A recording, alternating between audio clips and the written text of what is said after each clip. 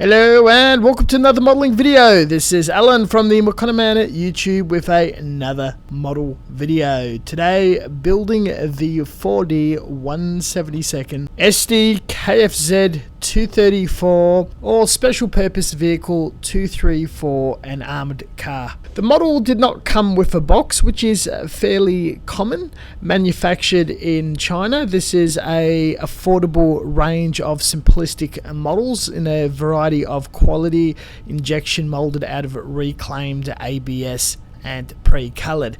It's something that you would snap fit together and build in less than 5 minutes for rapid wargaming, collecting miniatures, or young kids. It's promoted for educational purposes and even has markings pre-stenciled on. The bag contains 5 runners, 2 hull pieces, a few steel axles, and glossy printed instructions partially in color with clear assembly procedures numbered. Mostly Chinese with a little English.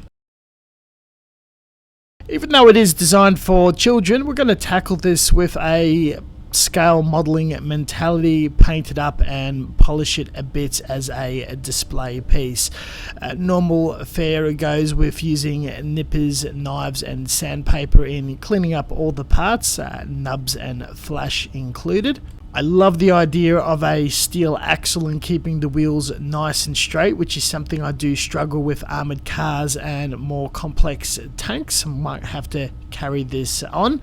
All the joints snap fit and hold together quite well. The wheels are articulated for play motion, but we will be plastic cementing everything together as paint will be a factor later on. To the current date, as a more recent release and later 4D model, the detail and proportions are pretty spot on and quite nice, though still very easy to build.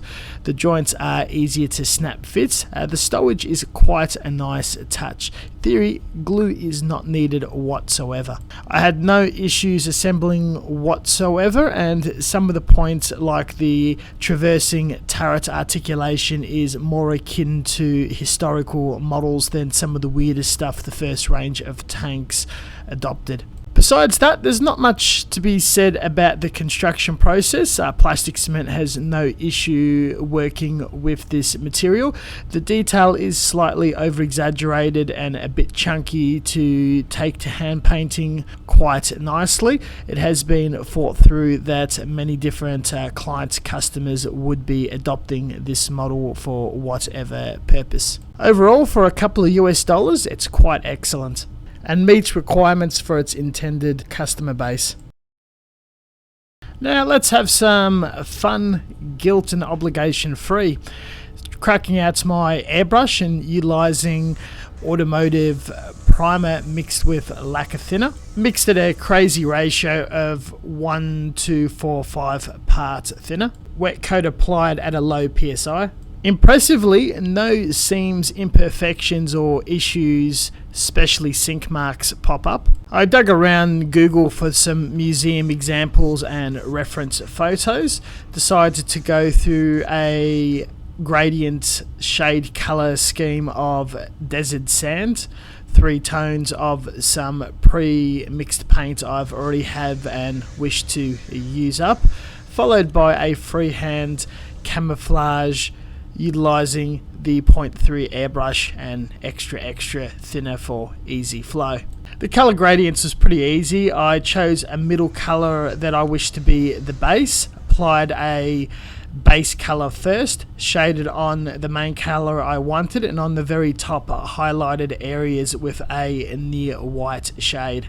Shading only works if all major elements also are shaded, and camouflage is not one dead color. It looks a bit weird.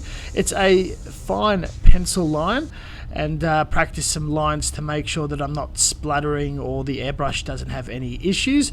Took my time and had a lot of fun adding all of these wavy textures with one brown, and with a lighter brown I retraced over some areas to give it some variation.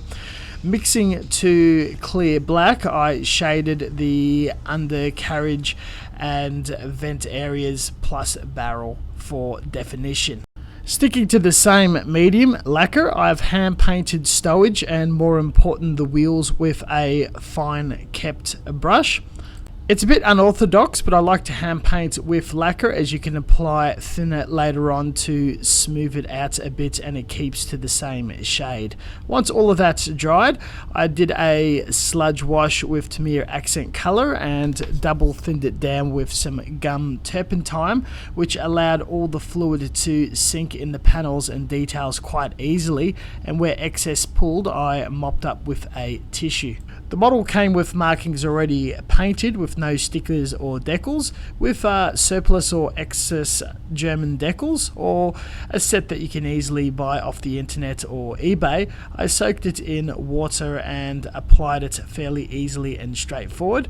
Once dabbed dried, we added a clear top coat to matten the sheen of the weathering products and paint and give it that flat, matte, dead combat look. This also protects the decals and paintwork from handling. Additional pigment and weathering pencil work has also been applied. With each 4D model I explore, review and build, and the more they release, the better they're really getting at this, while still keeping the price quite down and easily accessible to everyone. This was an absolute joy to build, and I was excited to have it the second it landed on my desk, and the urge to immediately slap it together and start adding some paint. This is just a quick mental build and realistic fluffer content for the YouTube channel, and with being built and ready for primer in less than an hour, I maybe have only sunk about a short afternoon or 2 to 3 hours in finishing this project, in between painting other armor and projects when the airbrush was idle. Had an absolute blast and did not fear or had any convictions or issues when layering paint or even doing riskier maneuvers like freehanding camouflage on an already shaded surface. It's also good to have a bin with surplus and spare decals, where if you build enough of the 70-second tanks, you will acquire a collection in case models come along with no decals, though it doesn't hurt to splash some cash on eBay and have some more fun decals to experiment with more bizarre and lesser known countries and factions. Also, unless you're going for a mass wargaming look, being a bit more experimental and shading and adding more definition to your cheap builds really pops nicely. Thank you very much for watching, and as always, until next time, stay tuned for further content, and we'll catch you guys next time. Please consider looking at the description section below for reference material and research, or the social medias, and we'll catch you guys next time. See you later.